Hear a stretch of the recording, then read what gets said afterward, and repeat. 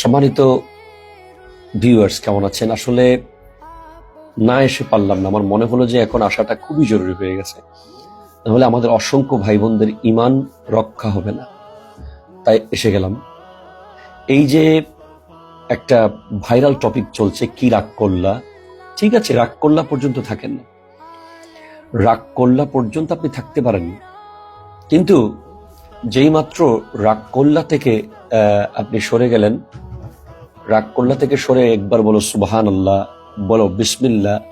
এই যে যাকে যেখানে মন চায়, রাস্তায় ঘাটে, গরুর বাজারে, ফুটবল প্লেয়ারদেরকে নিয়ে, ক্রিকেট টিম নিয়ে, পারিবারিক সাংসারিক বিষয় নিয়ে কথায় কথায় খালি একবার বলো বিসমিল্লাহ, বলো সুবহানাল্লাহ।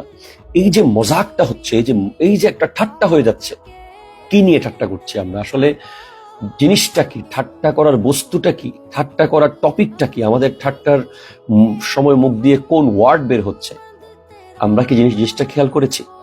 আমরা বিসমিল্লাহ এবং সুবহানাল্লাহ নিয়ে ঠাট্টা করছি, বিসমিল্লাহ এবং সুবহানাল্লাহ নিয়ে, যেগুলো ডিরেক্ট আমাদের ইমানের সাথে সম্পৃক্ত। আপনি বিসমিল্লাহ নিয়ে যদি একটা লাইন মজা করেন, ইমান চলে যাবে।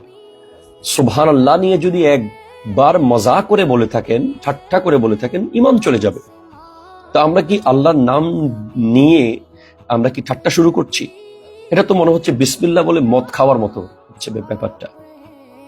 এই যে আপনারা রব্বুল আলামিন কোরআন কারীমের সূরা তওবার মধ্যে ইরশাদ করতে লাগলেন, ওয়ালা ইন সাআলতাহুম, যখন আপনি তাদেরকে জিজ্ঞেস করবেন, হ্যাঁ, লা ইয়াকুলুন্না, নিশ্চয়ই তারা বলবে, ইন্নামা কুন্না নাখুদু ওয়া নালআবু, আমরা তো একটু মজা করছিলাম, আমরা একটু তামাশা করছিলাম।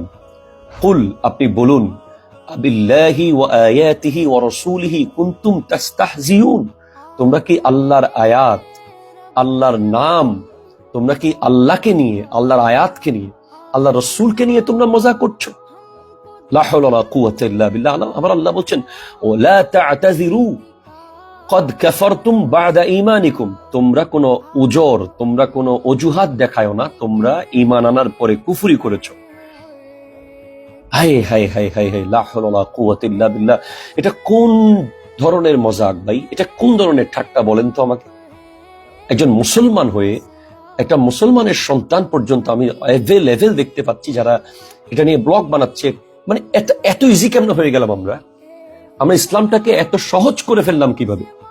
আমাদের ভয় কোথায় চলে গেল? আমাদের আল্লাহর আযাবের ভয়, গজবের ভয়, আমাদের ইমানটা চলে যাওয়ার ভয়। আমাদের পৃথিবীতে, এই জগতে আমাদের ইমান ছাড়া কোন সম্পদটা আছে যেটা আমাদের রক্ষা করতে হবে? সবকিছুর ঊর্ধ্বে হলো ইমান।